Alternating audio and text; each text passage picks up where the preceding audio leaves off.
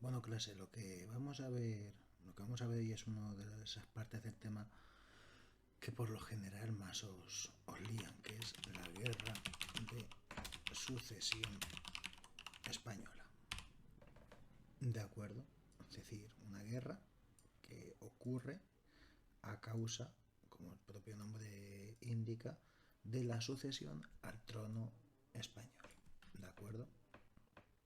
¿Qué teníamos? Teníamos que desde el año 1665 gobernaba en lo que eran las coronas de Castilla y de Aragón este señor, Carlos II. ¿De acuerdo? Este caballero de aquí era rey de esto. ¿Vale? Mejor aquí. Eh, eh, eh.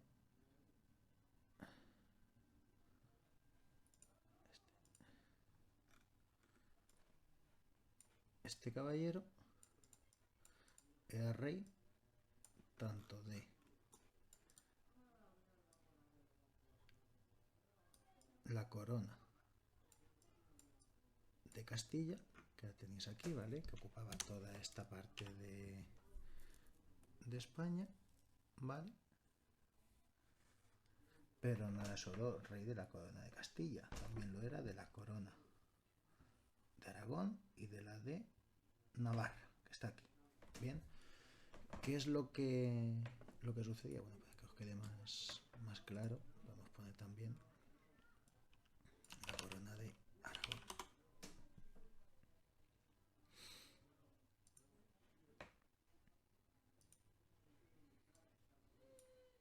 ¿Vale? Que ocuparía estos territorios de aquí. Pues cada una de esas coronas eran básicamente eran reinos independientes, ¿vale? Es decir, tenían sus propias leyes, sus propias normas, etcétera, etcétera. Lo único que compartían era a un mismo rey, en este caso, que es Carlos II. ¿De acuerdo? Pues, pues bien, ya os digo, cada uno de estas coronas pues tenía sus propias leyes, su propia moneda, incluso había fronteras entre ellos, sus propias instituciones y demás. Y cabe destacar que la corona de Aragón tenía una cosa llamada fueros. ¿Qué son los fueros? Los fueros son privilegios territoriales, ¿vale? Es decir, privilegios que tenían los habitantes, todos los habitantes de esa corona, en este caso de la corona de Aragón, ¿vale? Sin embargo, los habitantes de Castilla no poseían tantos fueros, poseían algunos, pero no tantos. Y Aragón había sido siempre muy protector de esos fueros, pensaban que les protegían bastante. ¿Qué va a terminar sucediendo? Pues que en el año 1700, ¿de acuerdo? En el año 1700 exacto, este hombre muere, ¿vale? Carlos II fallece.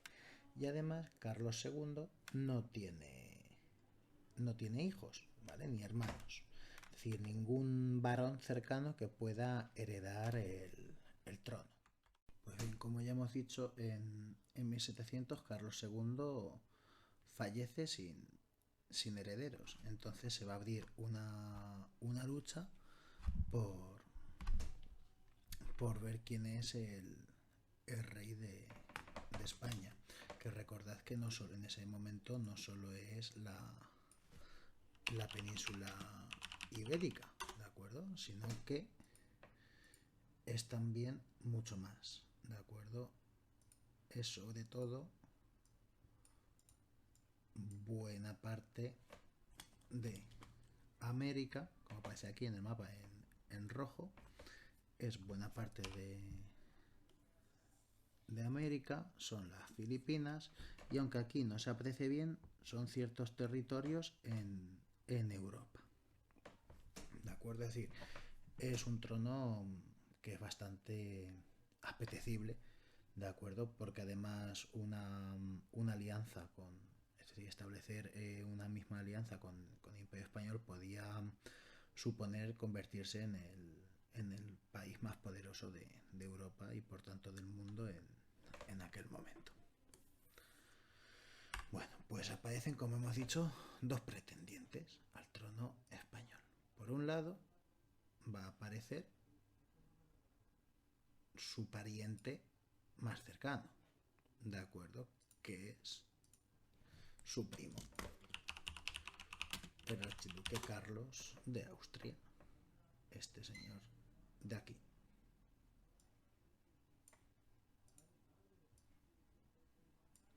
Bien, el archiduque Carlos de Austria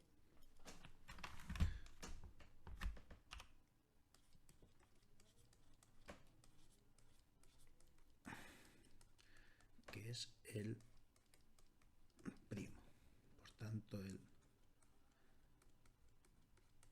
pariente más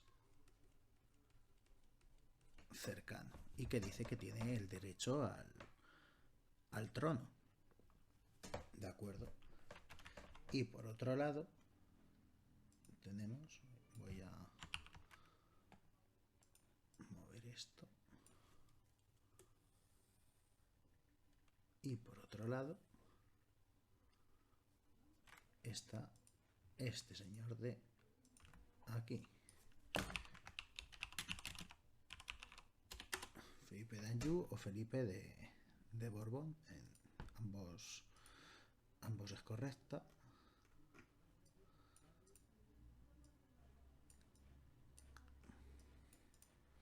¿De acuerdo?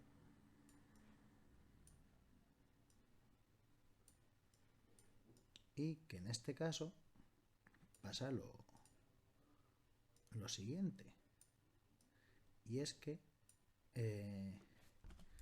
Felipe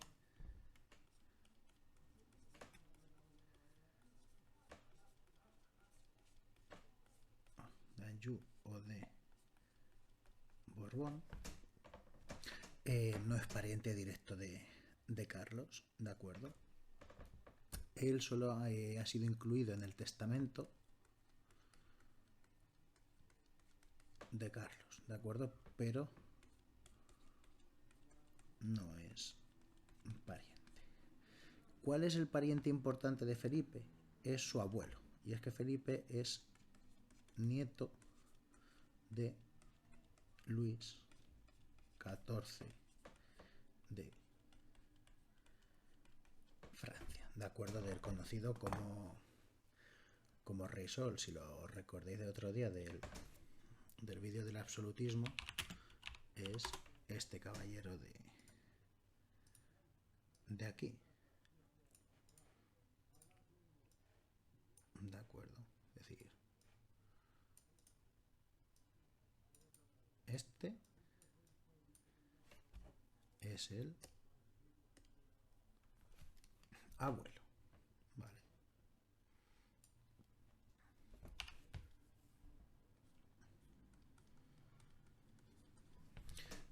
Pero no son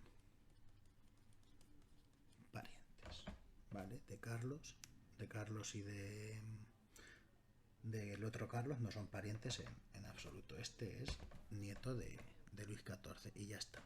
Y se le ha incluido en el testamento, es decir, Carlos lo ha puesto en el testamento. Pues se tienen dos versiones. Una, porque la mujer y el primer ministro de Carlos lo convencieron para ello. U otra, porque en un último alarde de lucidez, de los pocos que tuvo este hombre, pues pensó que sería la forma más eficaz de proteger el imperio, ¿de acuerdo? Es decir, una unión con Francia, antes de que todo el imperio español pues se lo repartiese en el resto de países. Bueno, pues volviendo a lo que íbamos, tenemos a los dos contrincantes. por un lado Carlos y por otro lado Felipe. ¿De acuerdo? Carlos, obviamente, cuenta con el apoyo de Austria, ¿de acuerdo? Es su país, al fin y al cabo. Él es hijo del emperador de Austria y hermano del futuro emperador. Bien. Y Felipe, pues como es nieto del rey de Francia, pues contará con apoyo de Francia. ¿Qué más va a pasar?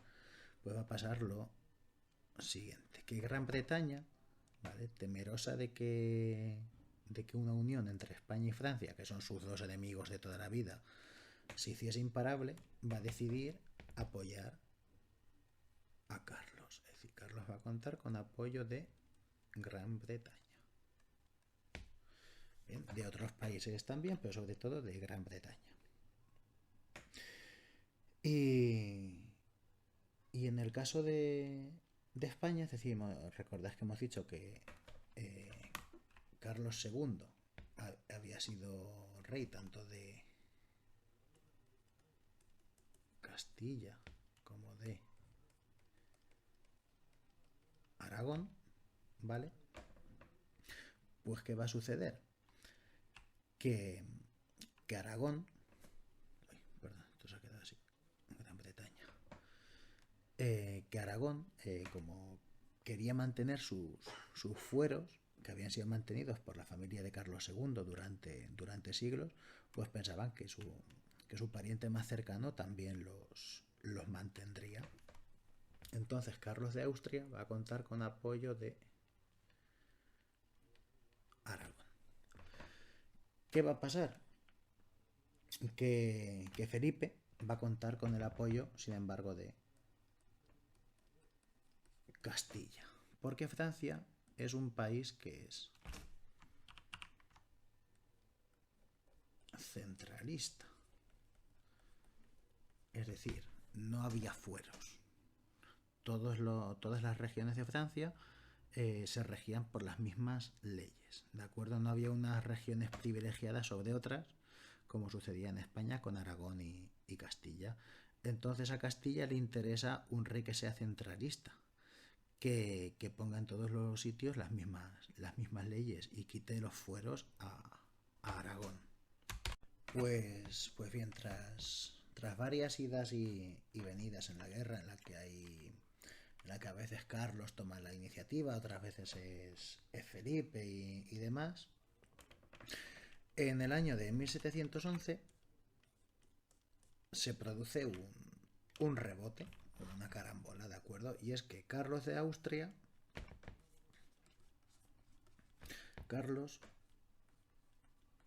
se convierte en rey de Austria. ¿Qué pasa? Que en ese momento que Carlos se convierte en rey de Austria, cabe la posibilidad de que también se convirtiese en rey de España, de Austria y de España a la vez. ¿De acuerdo? Porque esto sucede porque su padre y su hermano fallecen en poco tiempo, y entonces él se convierte en rey y sigue siendo aspirante al trono de España. En ese momento, ¿qué es lo que dice Gran Bretaña? Que se iba a convertir a Carlos en una persona demasiado poderosa. Y Gran Bretaña se retira, ¿de acuerdo? De la contienda. Y decide firmar con Felipe el Tratado de Utrecht. ¿De acuerdo? ¿Qué sucede con el Tratado de Utrecht? Pues en él se establecen diversas condiciones, ¿de acuerdo? Entre Gran Bretaña y España. La primera es que Gran Bretaña reconocería a Felipe, ¿vale? Como rey de España, ¿de acuerdo? Pero no lo haría gratuitamente, sería a condición de que el trono español y francés lo ocupasen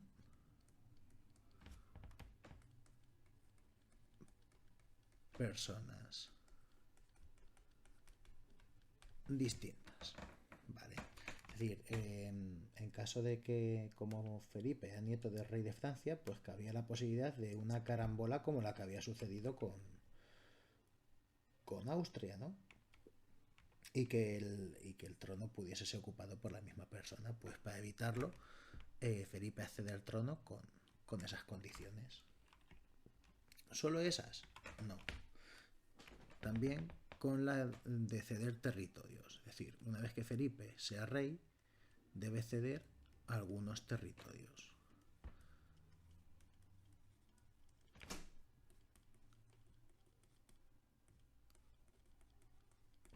¿Cuáles son esos territorios? Pues son los siguientes.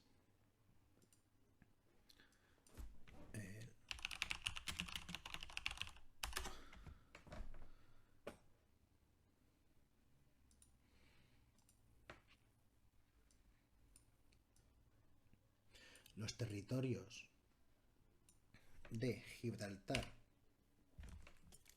y Menorca se deben ceder a Gran Bretaña. ¿De acuerdo? Pequeños, pero con una gran importancia estratégica. Es más, tanto que a día de hoy Gibraltar sigue siendo británico. ¿De acuerdo? Y para que Carlos, que al fin y al cabo seguía teniendo derechos dinásticos sobre el trono español, se retirase también y reconociese a Felipe como rey de España, pues tampoco se va a quedar de brazos cruzados. Él también quiere una parte del pastel. ¿Cuál va a ser esa parte del pastel? Pues todos los territorios europeos que le quedaban a España. Flandes y Luxemburgo, es decir, la actual Bélgica y Luxemburgo, el norte de Italia con Milán y el sur con Nápoles y Cerdeña. ¿De acuerdo? Todo esto a Austria, ¿vale? Todo eso se debe ceder a Austria para que el archiduque Carlos se retire de sus pretensiones al trono español. ¿De acuerdo? Y todo esto pues va a llevar al inicio de una política basada en Europa, basada en el equilibrio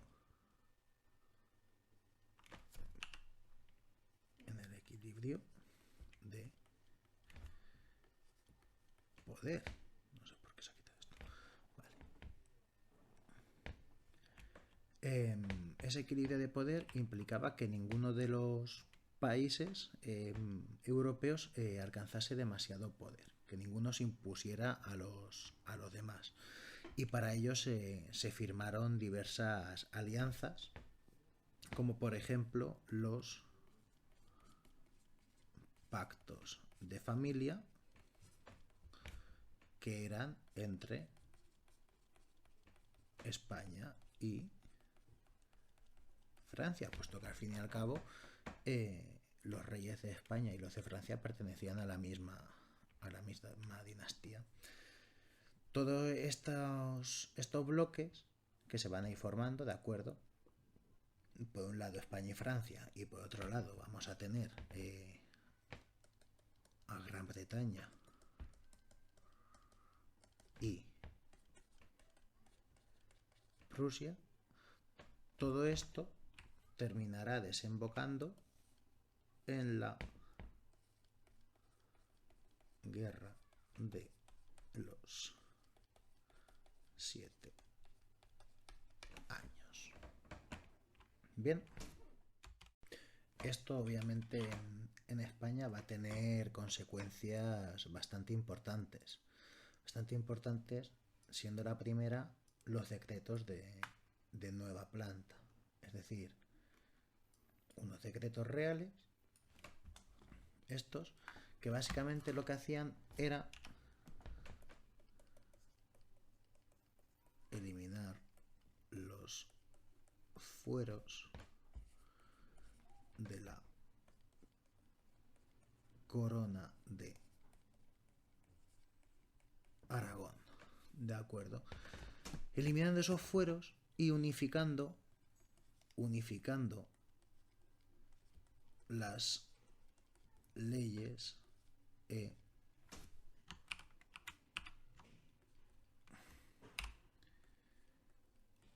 instituciones,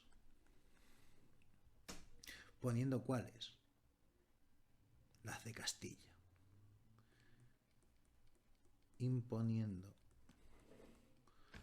las de Castilla, que al fin y al cabo era quien la había apoyado en la guerra, vale.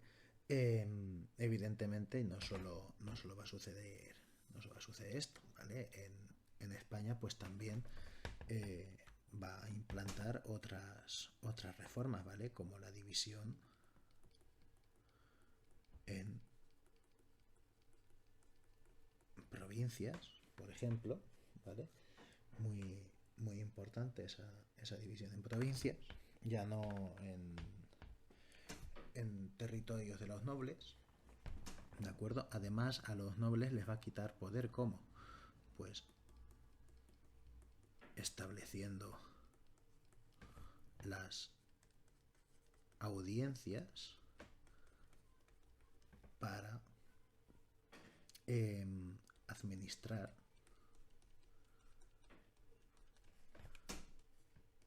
justicia en nombre del rey, ¿de acuerdo? Es decir, antes los nobles eran quienes administraban justicia en sus territorios. Con las audiencias pierden buena parte de ese poder, puesto que pasa a ser el rey a través de las audiencias. Se establecieron en las provincias, capitanes generales en las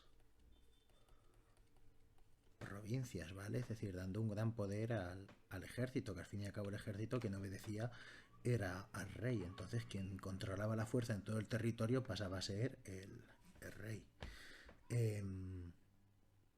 Dando un mayor peso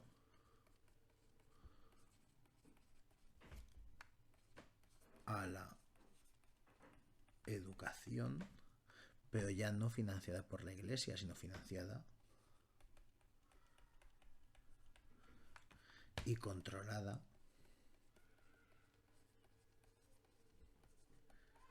por el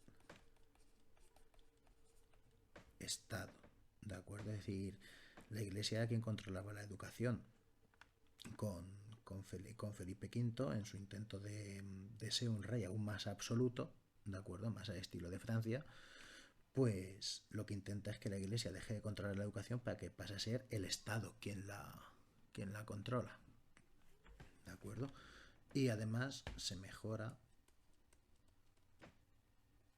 la recaudación de impuestos, ¿vale? Con los intendentes, ¿vale? Es decir, era muy importante recaudar impuestos lo mejor posible para todas esas reformas había que pagarlas, ¿vale? Para eso hay que recaudar muchos impuestos. Y a veces no es tanto cuánto recaudar, sino cómo hacerlo. Y se va a intentar mejorar esa recaudación. ¿De acuerdo? Pues, entre otras cosas, además, él y sobre todo sus sucesores van a ser monarcas ilustrados. ¿Recordáis las monarquías ilustradas, el despotismo ilustrado, ¿no? De todo para el pueblo, pero pues en el pueblo. Pues van a ser Felipe y sus dos hermanos, Fernando VI y Carlos III, los ejemplos de reyes ilustrados en España.